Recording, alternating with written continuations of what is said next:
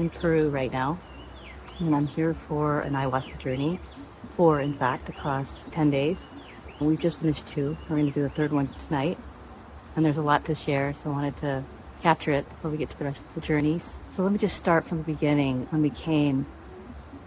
The first journey was more blurry, but I was taken to other realms where I experienced lots of electricity, what felt like electric shocks or high voltage going through my hands. And it looked like I was getting initiated in some way, but it was some kind of shift or restructuring of the system. And I purged. I could feel other people's pain. I vomited pretty intensely in the first journey to the point where I actually peed my pants. It was so intense. So that was the first journey. And then afterwards, I was talking to a friend of mine who's here, who was sharing some things, and I took it as negative feedback. It was bothering me through the night, and the next morning felt like a dismissal or discounting of my own journey and the path that I'm on. And I ended up just wanting to be by myself. And so I ended up cocooning, and the place is gorgeous. And they have these mosquito nets around our beds, which end up looking like silkworm cocoons. And so I was just nesting in there the whole day. I ended up skipping lunch and dinner, and then they ended up bringing me food. But I just stayed in the whole day, and I was using these cards to communicate with my guides, and I started feeling like listening to music and just being on my own. And what was amazing was the cards that I picked, 3 cards, 2 of them were talking about initiation, that I was going to be led down a path, a shamanic path, and I was going to go through an initiation phase, essentially. And so it was really validating to what I'd seen in the first journey and what I've heard. I had a recent reading done by this incredible oracle. Second time I'm doing a reading with him. And essentially, he talked about how I was going down the path of mystic or shaman. And I was going down the river of consciousness, and I was going to be led by the divine. I was going to become an embodiment of the divine, and I was going to be the light in the darkness. And my legacy would be motherhood, divine feminine. He shared that there'd be destruction as layers of the illusion dissolve, even though I'm very attuned. He said that I'm right there at the precipice, and that I was going to be led to something that would help humanity. And it would be through, he said, raw primal power or energy through the body that I would discover as a way to help heal. He said I would discover sacred wealth and abundance, and I would embody abundance. So it was all this amazing stuff in the reading, and I was getting that same kind of validation through a couple of the cards that I had selected. So just really just nurturing self and honoring self. And there were a lot of tears, just shedding tears of worrying about what other people thought. And the thing I realized, the thing that upset me so much, was that I noticed that in every interaction with every person, I'm always comparing, and I'm always like, she likes me or she doesn't like me. He likes me, he doesn't like me. In every moment I'm doing this, and I'm always feeling the need for extrinsic validation. When I got out of the journey, I realized how viscerally I could feel it then in my body, not just in my ears. And it was so jarring to come out of all these realms where I was being shown so many gifts and so much power and so much energy and so much peace and joy, and then to come out and to be so jarred by feeling inadequate as a human, feeling small. And I noticed how many times I make myself feel small. And that's why I ended up cocooning on my own in my room, just to not have that going on and just to allow myself to honor what was happening here. I was able to process with a couple of friends that were here, and then I went to the next journey, which we had the night before last. And it kicked in relatively quickly, and it was absolutely incredible. So I started to summarize it because there was a lot that happened. The shaman, the lead, who's a very powerful, amazing woman, basically, she could sense what was starting to move through me and my sensitivity to sound. And she, like, when she would sing in one ear or the other, I would feel all these sensations, like electricity running through my body, and I'd start laughing with total joy. So she took me outside to sit on the grass, and then when I was sitting there, the heavens opened, and I could feel the divine energy, of the heavens, and I could see activity, like glowing lights and movement up in the heavens. And then I became aware of the earth. I could see all of the earth and the dark entities that are here and that are surrounding the earth, increasingly dark entities. And I could feel these rays of love and blessings. I could literally see them and feel them coming down from other star nations in the heavens onto the earth, and I was catching them, and it was nourishing to the soul. It was oxygen for the soul, and I was in tears from so much gratitude. It just kept showering down, and to the point where I was just streaming tears, completely surrendered, with my hands out or in a namaste, just in total utter gratitude and awe.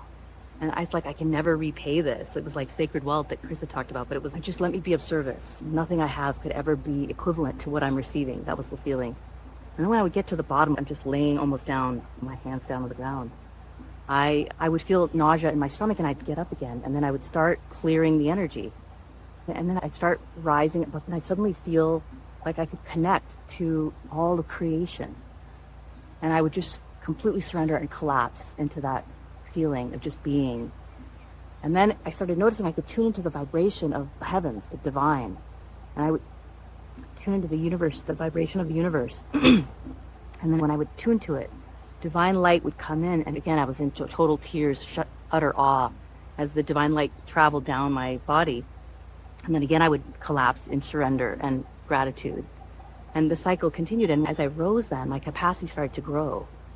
And I would feel myself getting sucked into stories. And I would be shown the Leela, the story, and we can get sucked into them. And then I would say, no, come back. And I would have to use all my focus and strength to come back instead of getting drawn into the seductiveness of an illusion or a story. And I would occasionally get sucked in. So I'd be depressed and I'd be laying down. And then again, when I breathe, and they taught me how to breathe. It was breathing in through the nose and then very slowly with pursed lips, breathing through the mouth. And I was able to again focus and ground the energy and then come out of whatever state I was in. And so I was rising up this ladder, navigating as I came out of these stories, and each round I became stronger and stronger. And I started sensing entities that would either come out of me from my trauma or be around the earth or near the Maloka that we were in. And I started being able to transmute them like I've done before. And it was like a wild animal in my system. I would be writhing and then I would capture it in my hands. And then I had this intuitive sense to blow into it. It would turn into light. All these fireflies would travel up to the heavens. And they got increasingly dark and intense to the point where sometimes I didn't think I could handle it. And then I would surrender, and I was learning how to surrender. And I would just put my hands out and I would feel divine light and energy coming into my hands, and that they would be turned outwards automatically. I would just be in tears from just being this channel, feeling the power of the channel. And I would then be able to transmute whatever it was that was dark, and it would dissolve completely. So I was going through these cycles, and then every so often when I would come out of a cycle or in midst of it, I would feel the divine feminine rising through me, powerful energy. And then she would have me move in dance form, and I would feel this naughtiness or seductive, sensual, divine feminine energy where she could play. I got the feeling she could play with consciousness, just a flick of the hand, or it was this really beautiful, playful kind of energy of how we can play with consciousness. And that's the whole point, is to experiment and play and to have fun and realize it's a story, it's a Leela, and that we're meant to dance the vibrations. And then I would feel polarities. I would go to sadness, and then I would feel my heart would break from the amount of sadness I would feel from something that was releasing from me. But then I would tap into the collective sadness, and I would just be sobbing and my heart breaking at that level of sobbing.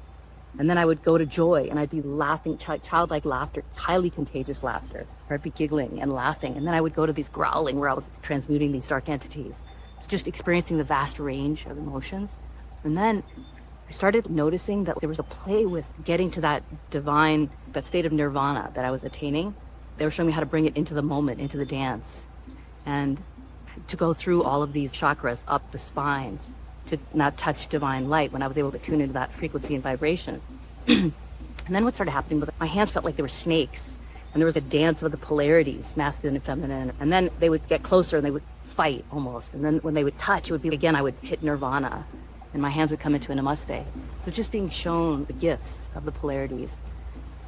I thought there were people, some people from the ceremony I thought were there sitting around me. But then when I looked, there was no one there, and I realized they were guardians and guides and angels even. At one point I saw a woman who was sitting, she was golden, and then when I looked at her, she disappeared out of the corner of my eye. I could see her, and she had wings, like golden wings, white gold. And I thought it was someone in the ceremony, but then I realized it was an angel, and I just faced her.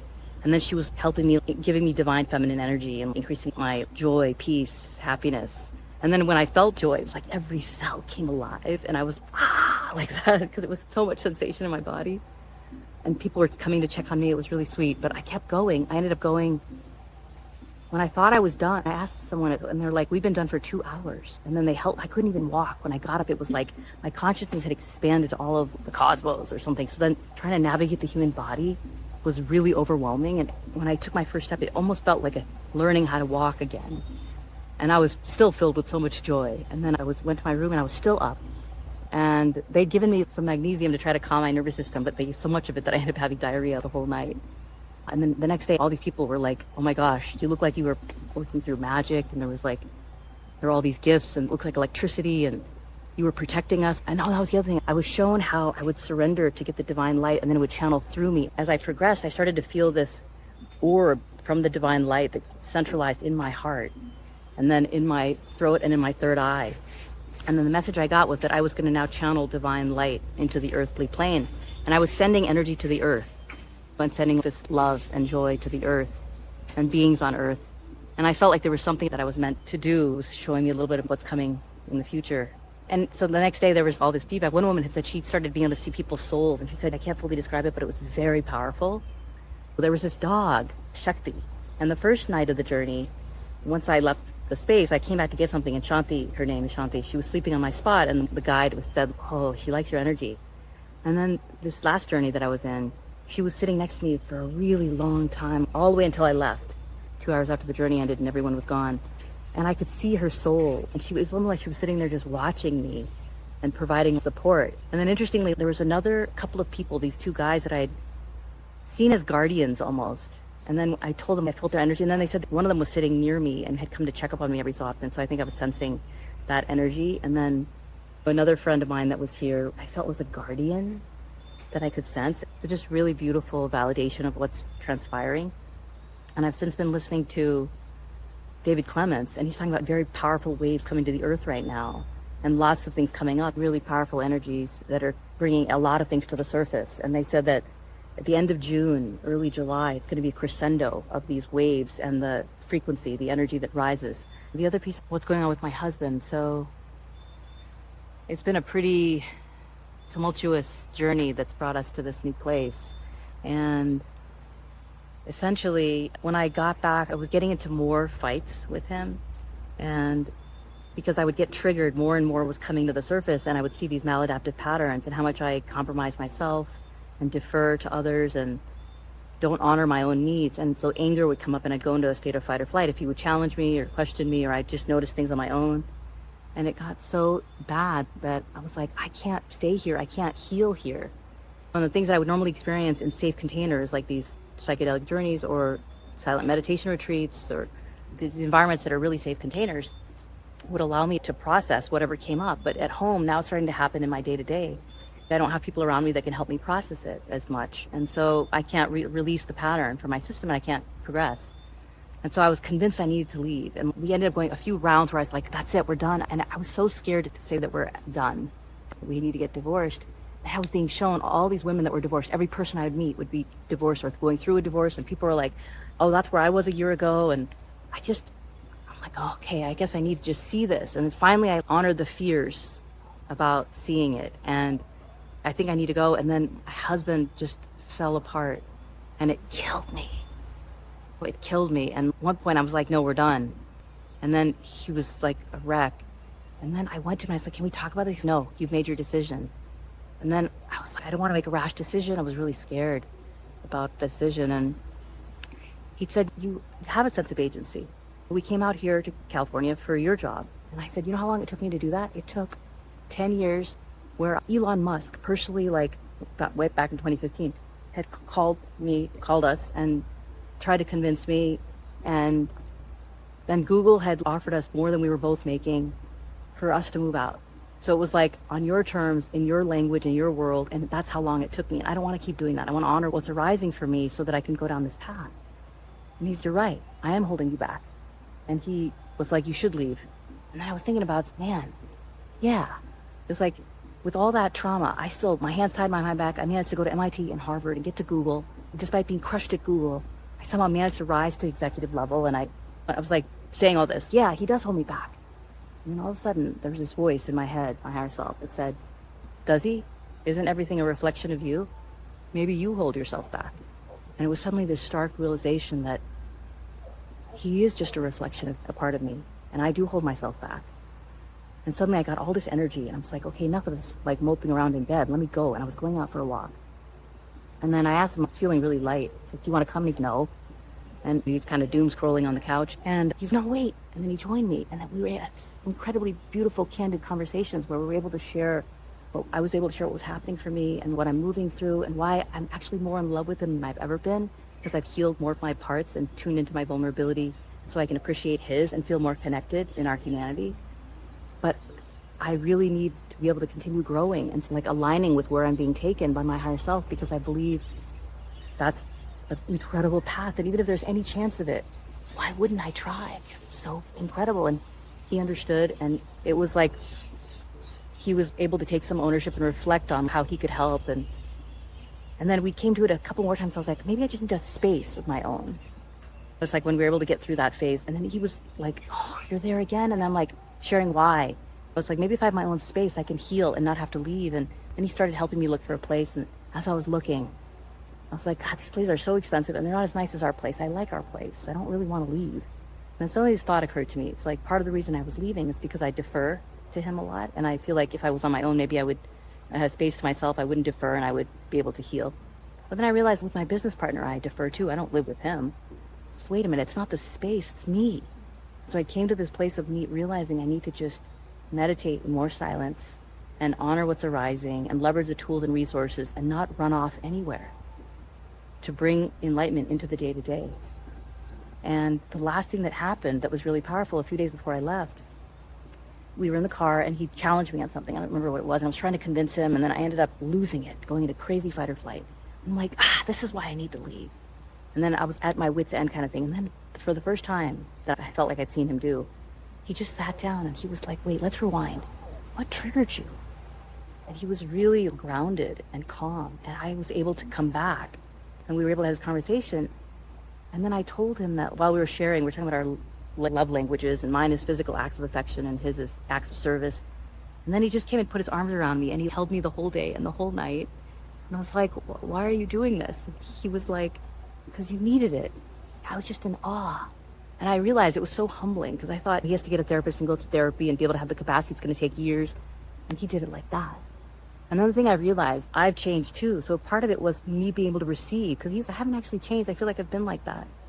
So part of it is realizing that I had shifted it, cleared enough that I could actually receive what he was trying to share with me and help me and ground for me.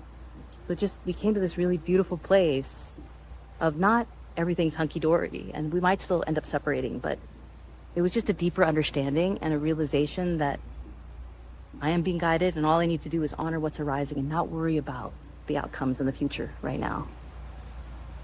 So we'll see what happens. We have another journey tonight, and then we'll have, when I get back, Thomas Hewell for 3 days, so that'll be another adventure. Thanks so much.